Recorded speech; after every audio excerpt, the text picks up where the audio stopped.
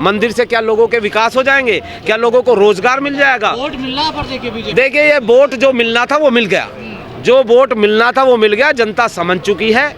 मंदिर मस्जिद गाय गोबर पे बहुत वोट जनता ने कर दिया। देश की क्या स्थिति है, अभी हमारे नेता आकाश आनंद जी बता रहे थे कि देश के ऊपर जब इनकी सरकार बनी उस समय में और आज में कई गुना का फर्क है। देश कर्ज में डूब गया और इनके झूठ को, इनके फरेब को जनता समझ चुकी है। ये आने वाले चुनाव में भी जनता इसका जवाब देगी। दूसरी बात, मैं मोदीनगर विधानसभा क्षेत्र से बिलोंग करता हूँ। मैं वहाँ से जिला पंचायत सदस्य भी हूँ। मैं किसानों की लड़ाई लड़ने का काम करता हूँ। मैं आपको बता रहा हूँ कि बागपत विधानसभा पे भी चमत्कार होने जा रहा है। वो मिशन है, मिशन कभी खत्म नहीं हुआ करता। मिशन में देखिए पत्ते आते हैं झड़ते रहते हैं और नए कवल जो है जैसे आकाश आनंद जैसे निकलते आते हैं। ये मिशन की लड़ाई है, मिशन की लड़ाई को रोक नहीं सकता कोई। देखिए जहाँ तक स्थिति की बात है, 2024 का चुनाव हमारे इधर 26 तारीख में चुनाव होने वाला है।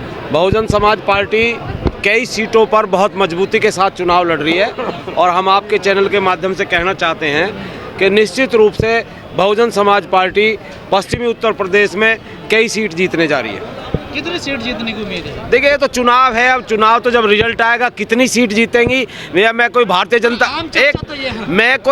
जनता पार्टी की तरह जो वो ज्योतिषी की तरह घोषणा कर रहे हैं, जो वो प्लानिंग की तरह घोषणा कर रहे हैं कि अब की बार 400 पार का जो नारा दे रहे हैं, मैं उनकी तरह कोई घोषणा तो करूंगा नहीं। लेकिन मैं अगर उनकी घोषणा की बात करें तो मैं निश्चित रूप से आपसे कहना चाहता हूं और भारतीय जनता पार्टी के लोग कान खोल के सुन लें, जो 400 पार का नारा है वो कहीं ना कहीं ये दर्शाता है कि उन्होंने सब कुछ सेटलमेंट कर रखा है। नहीं तो भारतीय जनता पार्टी के लोग बैलेट पेपर से चुनाव करा के दिखा दें और अगर 150 पार कर दें तो हम मान लेंगे कि हाँ भारतीय जनता पार्टी के लोगों ने चुनाव लड़ा। बिल्कुल होती है, निश्चित रूप से, मुझे शक नहीं है, देश के तमाम जनता को शक है, देश के बहुत सारे लोगों को शक है, लगभग 80% लोगों को शक है कि गड़बड़ होती है। नहीं, कैसे हारने की अभी तो चुनाव ही नहीं हुआ, हारने की कैसे हार रही है बताइए? पिछले चुनाव में 10 MP बहुजन समाज पार्टी के बन के आए। हार जीत चलती रहती है, लेकिन अगर सच को सच कहेंगे तो आप बौखलाहट बताएंगे या ये भारतीय जनता पार्टी के लोग बौखलाहट बताएंगे सच को सच कहने पर? कहा जा रहा है इस बार तो बसपा मैदान में नहीं है। कहाँ मैदान में नहीं है? आप बताओ, जहाँ खड़े हो यहाँ मैदान में है? बसपा नहीं है।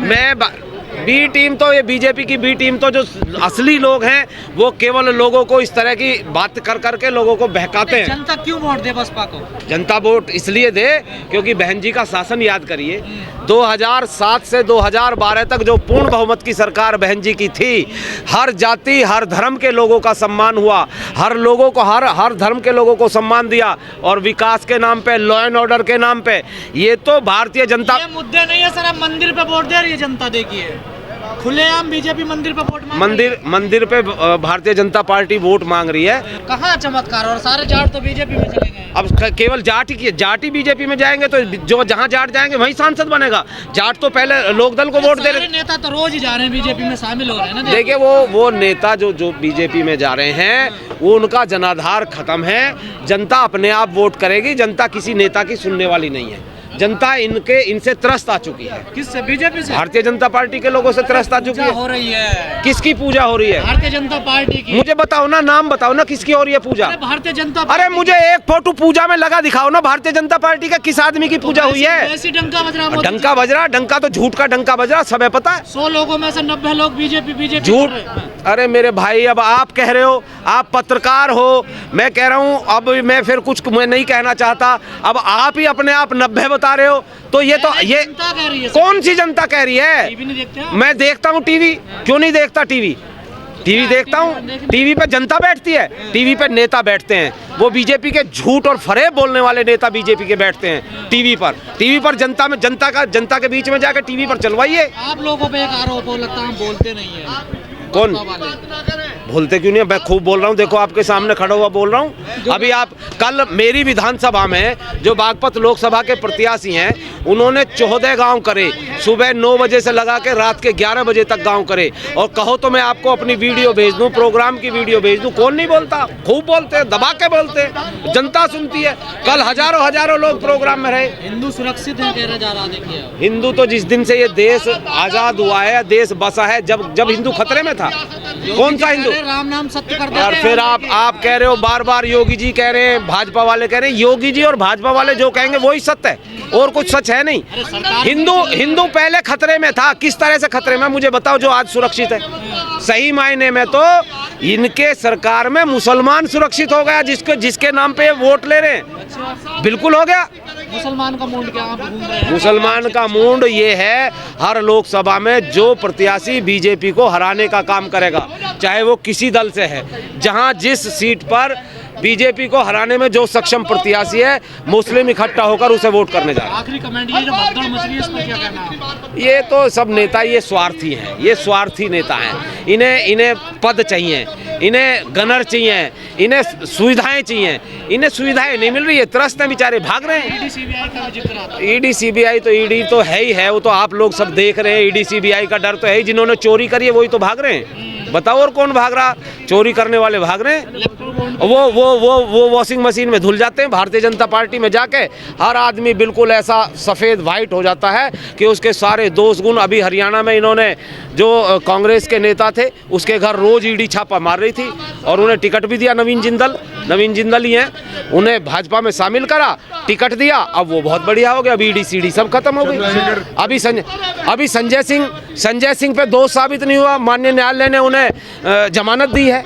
1000% दुरुपयोग हो रहा है, और ये मैं नहीं मानता, ये पूरा देश मान रहा है कि ये सारी संस्थाएं बीजेपी के इशारे पे काम कर रही हैं। जो लोग गरीब की, मजदूर की, किसान की, कमजोर की मदद करना चाहते हैं, उन लोगों को ये भारतीय जनता पार्टी के लोग उनके पीछे ईडी सीडी सब। पार्टी के साथ हैं आप? नहीं, मैं आम आदमी पार्टी के साथ नहीं हूँ। मैंने नहीं कहा, मैं ये कह रहा हूँ माननीय न्यायालय ने उन्हें जमानत दी है। और संजय सिंह पे अभी तो कोई दोष साबित नहीं हुआ क्या? आप बताओ मुझे। अभी नहीं हुआ ना ट्रायल, उसमें भी ट्रायल में मैं आम आदमी पार्टी के साथ नहीं हूँ, मैं सही बात के साथ हूँ। मैं साथ तो बहुजन समाज पार्टी के हूँ, लेकिन आप देखते रहना, संजय सिंह निर्दोष साबित होंगे। यूपी में हमें सीट ऐसी आएंगी कि आप देखते रह जाओगे। नंबर हम सुनो, नंबर में उस पे मशीन की काउंटिंग पर नहीं बैठा, जो आपको बता दूं। मगर मैं ये कह रहा हूँ कि अगर हमारे सरकार नहीं बनेगी, आपको पता है ना जीरो आएगी। अरे आप लोगों को, आप हमको क्या नहीं, आप हमको क्यों डिमोरलाइज करते हो? हमें तो मैन मीडिया ही बहुत सी डिमोरलाइज करती है। कम से कम ईमानदारी से आप तो बहुजन की बात करिए, आप तो देश के किसान मजदूरों की बात करिए। आप हमेशा ये कहते हैं जीरो आएगी, नहीं, मैं जीरो नहीं। देखना, ये सरकार बिना बहुजन समाज पार्टी के नहीं बन सकती। जय श्री राम तो सबकी आस्था है लोगों की आस्था। सुनिए, मंदिर में कौन जा रहा है? यहाँ के मंदिर ही सूने पड़े हैं। अरे 2 लाख लोग डेली जा रहे हैं वहाँ तो। 2 लाख जाए या 5 लाख जाए, वो तो 2% लोग हैं, 4% लोग हैं, वो तो पागल हैं। वो तो बीजेपी इस बार 400 पार। जो राम को लाए हम उनको लाएंगे। अरे राम गया कहाँ था जिसे लेके आए हो? कहाँ गया था जरा बताओ। राम तो हम पैदा नहीं हुआ जब से ही पहले राम राम कर रहे हैं, मगर हमारे तो माँ बाप का या किसी का उद्धार राम या किसी देवता ने नहीं किया। पहले टेंट में थे, अब बिल्डिंग। अरे हम जो है, मेरी शादी 7वीं क्लास में हुई थी, मैंने MA करके लॉ किया। मैं उस मिशन का आदमी हूँ, मैं राम का आदमी नहीं हूँ। अगर राम और मंदिर पर रहता तो मैं भी आपके बीच नहीं खड़ा हूँ। अरे गुंडों का राम नाम सत्य हो रहा है यूपी में। आपको EVM पे भरोसा है? देखिए, EVM पे भरोसा तो हम, देखिए इसमें एक बात शंका की है कि मुझे एक बात बताओ, 3 महीने 2 महीने EVM की सुरक्षा कौन करेगा? करेंगे आप सुरक्षा? जब शासन प्रशासन बेईमान हो जाएगा, जब तक शासन प्रशासन और इस देश का नौजवान खड़ा नहीं होगा, तब तक सत्ता परिवर्तन नहीं।